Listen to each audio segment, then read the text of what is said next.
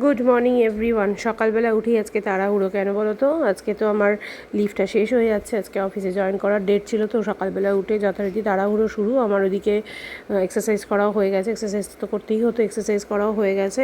আর আগের দিন যেহেতু বৃষ্টি বৃষ্টি ওয়েদার, মানে এখন টানাই চলছে বৃষ্টি বৃষ্টি ওয়েদার, দিনের দিন জামা কাপড় শুকোচ্ছে না, আমি ভাঁজও করতে পারছি না। ওর জন্য আমি সকালবেলা উঠেই আগে জামা কাপড়গুলো ভাঁজ করে নিয়েছি, কারণ এগুলোকে ভাঁজ করে জায়গায় তুললে তবে আজকে আবার আমি জামা কাপড়গুলো মেলে দিয়ে যেতে পারবো। আর যেহেতু অফিস আছে, আমাকে তাড়াহুড়ো করে বেরোতে হবে। ঠিক আছে, মাম তো করবেই, এখন টানা অফিস রয়েছে, অফিস থাকবেও টানা। তো ভাবলাম যে ঠিক আছে চলো আজকের দিনটা আমিই করে দিয়ে যাই।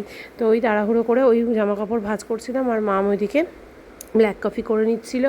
আর খাবারই ছিল আজকে হচ্ছে ওই ব্রেড আর অমলেট আর হচ্ছে গিয়ে ব্ল্যাক কফি, এই দিয়ে আমরা খেয়ে নিই। না, ব্রেড অমলেট না, আজকে ছিল হচ্ছে গোলা রুটি দিদি করে নিয়েছিল, আর ব্ল্যাক কফি, এই দিয়ে আমরা খেয়ে নিয়েছিলাম আজকে। আর দিদি রান্না করে দিয়েছিল মুগের ডাল, একটু কাঁকরোল ভাজা, তারপরে চিংড়ি মাছ দিয়ে কুমড়ো দিয়ে তরকারি, এগুলোই।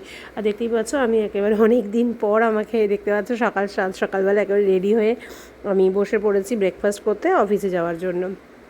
তো মামকে অনেকবার বলে গেছিলাম আমি অফিসে বেরোচ্ছি, মামের বেরোনোর কথা ছিল কারণ একটা বন্ধুর বার্থডের খাওয়া দাওয়া ছিল। অনেকবার বলে গেছিলাম যে তোরা কি করছিস না করছিস, কি হচ্ছে না হচ্ছে, ব্লগ কিন্তু করিস। আমাকে বলেছিল হ্যাঁ করবো, কিন্তু অফিস থেকে আমি যখন বাড়ি ফিরি দেখেছি কোনো ব্লগের কোনো বউ করেনি, কিছুই করেনি। আর রায়ানকে বলে গেলে, সত্যি কথা বলতে রায়ানকে বলে গেলে করে, মাম একদম করে না, ও নাকি ভুলেই যায়, সবসময় ও ভুলে যায়। তো যাই হোক, কিছু তো করার নেই, করেনি যখন আর কি করব। আমি আবার অফিস থেকে এসে ব্লগটা মানে শুরু করেছিলাম, এখানে যেটুকু করার করে দিয়ে গেছিলাম। আর এখানে কিছু আলোচনা চলছিল, কারণ জানোই তো তোমরা, আমার প্যাকিং দেখে বুঝতেই পেরেছো যে আমাদের একটা জায়গায় যাওয়ার প্ল্যানিং চলছে কি মানে যাওয়া ঠিক হয়েছে। তো সেখানে আমার ছেলে আর আমার বর যাচ্ছে না। তো আজকে যখন ভয়েসটা দিচ্ছি, আজকে আমাদের যাওয়ার দিন। আমার মনটা আজকে ভীষণই খারাপ, কারণ যেহেতু ওরা যাচ্ছে না, আরও দুটো ফ্যামিলি যে যাচ্ছে তারা ফুল ফ্যামিলি যাচ্ছে। বাট কিছু করার থাকে না, কিছু কিছু সময় এমন সিচুয়েশন চলে আসে।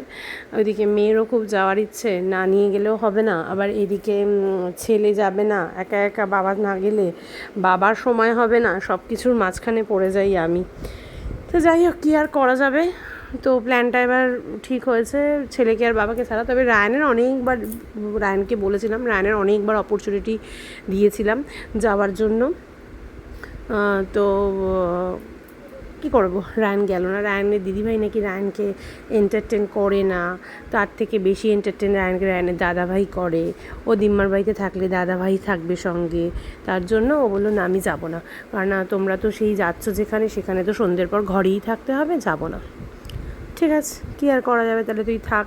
ইভেন আজকে যে যাওয়ার ডেট, আমি মানে যাওয়ার আগের দিনও ওকে বলেছি যে কী রে দেখ তুই যাবি, তাহলে তাড়াতাড়ি করে স্টেশনে গিয়ে কোনো না কোনোভাবে টিটিকে ধরে কোনো না কোনোভাবে ম্যানেজ করে নেব। না, ও এক জায়গায় স্টিক যাবে না। শোয়াটা ম্যানেজেবল, কারণ আমি ওকে নিয়ে ঠিক থেকে যেতে পারতাম, একটা রাত্রির ব্যাপার।